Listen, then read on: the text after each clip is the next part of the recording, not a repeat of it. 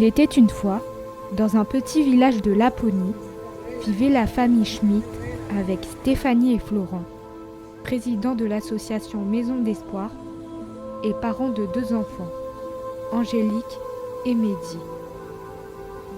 Les vacances de Noël débutaient et tout le monde se préparait pour les fêtes. Cette famille adorait préparer Noël en faisant de bons petits plats à destiner aux personnes sans abri. Cependant, ils ne se doutaient pas que ce Noël ne serait pas comme les autres. En effet, quelques jours avant le réveillon, un jeune homme SDF, nommé Jeff, arriva à l'association et fut reçu par Stéphanie et Florent. Il expliqua sa situation au couple, qui décida de l'aider et de l'accueillir chez eux. Jeff fut mal à l'aise par leur proposition, car il ne voulait pas s'incruster dans une famille. Mais le jeune couple le rassura en lui affirmant que cela ne les dérangeait pas et que cela leur faisait plaisir de l'aider, surtout le jour de Noël. Le jeune homme accepta finalement leur offre et les remercia de leur générosité. Jeff fut accueilli dans la famille Schmitt pendant la période des fêtes et fit la connaissance de Mehdi et Angélique. Si la situation ne semblait pas préoccuper Mehdi, Angélique se méfia du jeune homme, persuadée que c'était un imposteur.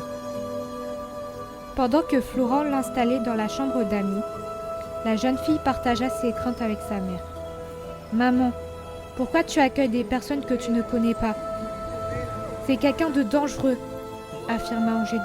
« Mais non, ma chérie, Jeff est une personne gentille et il est tout seul pour Noël. Par ailleurs, aucun centre ne peut le prendre. Ils sont tous complets. On ne va pas le laisser tout seul. Tu ne crois pas ? Répondit Stéphanie. Excuse-moi, mais on n'accueille pas des inconnus. On ne connaît pas réellement ses intentions. Écoute, c'est Noël. C'est normal qu'on aide des personnes en difficulté. Alors Jeff va rester et chez nous le temps qu'on trouve une solution. Alors sois gentil avec lui s'il te plaît, demanda la mère. Comme tu veux, mais je t'aurais prévenu. Si on revit la même chose qu'il y a 2 ans avec le squatteur qui nous a volé de l'argent, ça sera de ta faute. Angélique partit dans sa chambre et laissa sa mère seule, préoccupée par le comportement de sa fille. La nuit, Angélique descendit boire un verre d'eau dans la cuisine et fut une découverte étrange. En réalité, elle remarqua Jeff en train de regarder une photo de son père et de prendre un de ses carnets de croquis. Cela ne fit aucun doute pour la jeune fille. Jeff était bien un imposteur et elle comptait bien enquêter sur lui afin de dire la vérité à ses parents.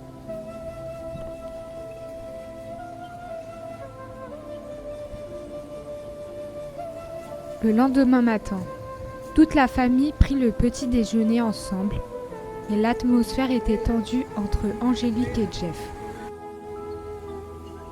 Afin d'apaiser les tensions, Stéphanie proposa de faire une sortie au marché de Noël tous ensemble.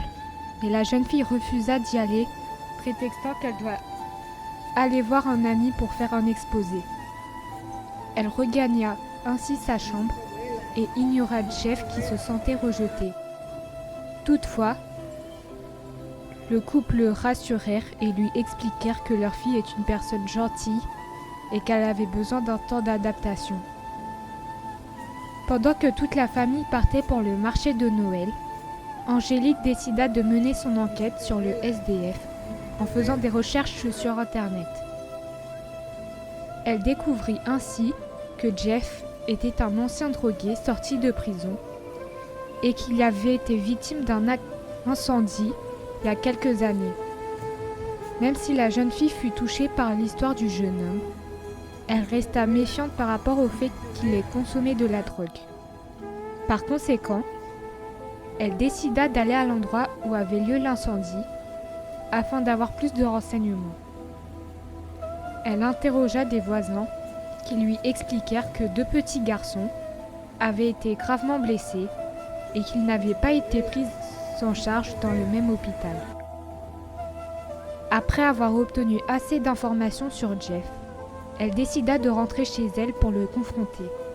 Cependant, ses parents lui annoncèrent que le jeune homme avait disparu et ils demandèrent des comptes à leur fille. « Angélique, tu n'aurais pas vu Jeff par hasard ?» demanda Florent. « Non, pourquoi ? Et de toute façon, ce n'est pas mon problème, » affirma la jeune fille. « Bien sûr que si. Je te signale que c'est de ta faute si Jeff était rejeté depuis son accueil. Tu aurais pu te montrer aimable avec lui. Tu ne crois pas ? Demanda Stéphanie. Pas avec des délinquants, répliqua la jeune fille. Tu peux t'expliquer ? Répondit le père. J'ai mené mon enquête sur Jeff.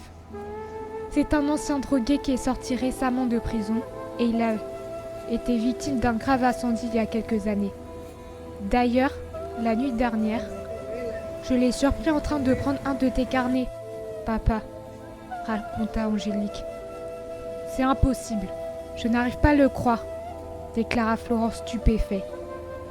Je suis désolée de vous dévoiler la vérité, mais votre petit protégé est un imposteur, et je le savais depuis le début.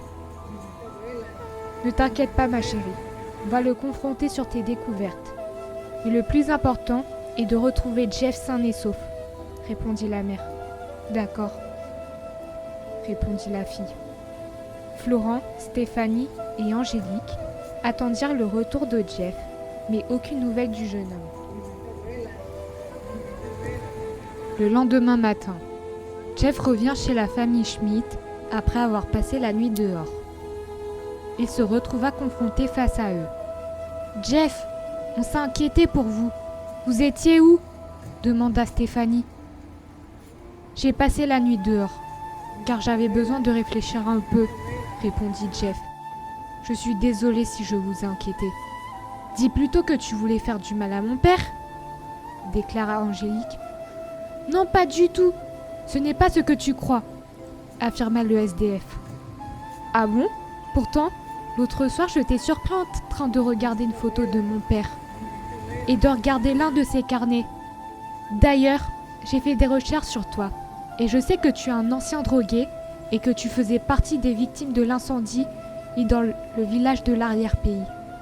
Alors tu as intérêt à dire quelles sont tes véritables intentions, parce que je ne vais pas te laisser faire du mal à mes parents, » affirma la jeune fille très énervée. « Angélique, calme-toi, » demanda Florent.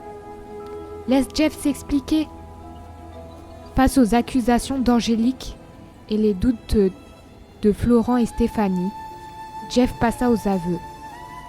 Il leur avoua qu'il avait consommé de la drogue pendant longtemps, car il avait été victime d'un incendie, et il souffrait énormément d'avoir été séparé de son frère. Il voulait tout oublier et passer à autre chose, mais cela lui avait causé trop de peine.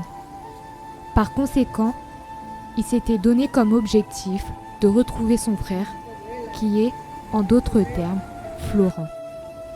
Très ému et secoué par les explications, ce dernier délivra un lourd secret à sa famille. Il fit également partie des victimes de l'incendie et cherchait également son frère depuis des années.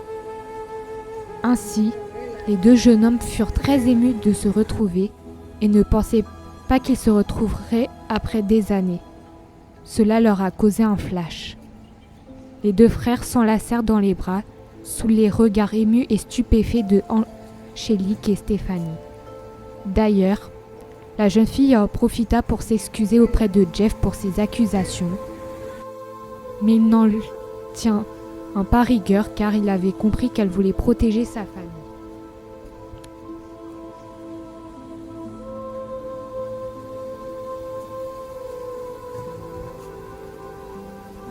Le réveillon de Noël arriva et toute la famille était au complet avec Vanessa, la sœur de Stéphanie, Pascal, son père et Jeff. Après les derniers événements, ils décidèrent de fêter le réveillon au marché de Noël afin de vivre un moment magique. Ils assistèrent à plusieurs événements comme un spectacle de danse, une chorale composée de jeunes amateurs et à la messe de Noël. Tout le monde était enjoué par ces activités et ils prirent beaucoup de plaisir. Cette soirée n'était pas près de se finir, car le Père Noël et ses lutins firent leur apparition afin de souhaiter un joyeux Noël. Les habitants profitèrent également pour donner les cadeaux à leurs proches. Mehdi avait reçu un robot, Angélique, un appareil photo, tandis que Vanessa et Stéphanie avaient eu chacune un kit de beauté. Florent et Jeff s'isola de la troupe afin de s'avouer mutuellement leur amour fraternel. Pour eux, c'était comme un cadeau de Noël leur retrouvaille. Et ils se promettaient de ne jamais se séparer. Ce réveillon se conclut par l'apparition d'aurores boréales, qui fut très rare d'en voir en cette période. Tout le monde fut émerveillé par ce spectacle. Le Père Noël s'envola sur son traîneau vers les cieux et salua les habitants de Rovaniemi.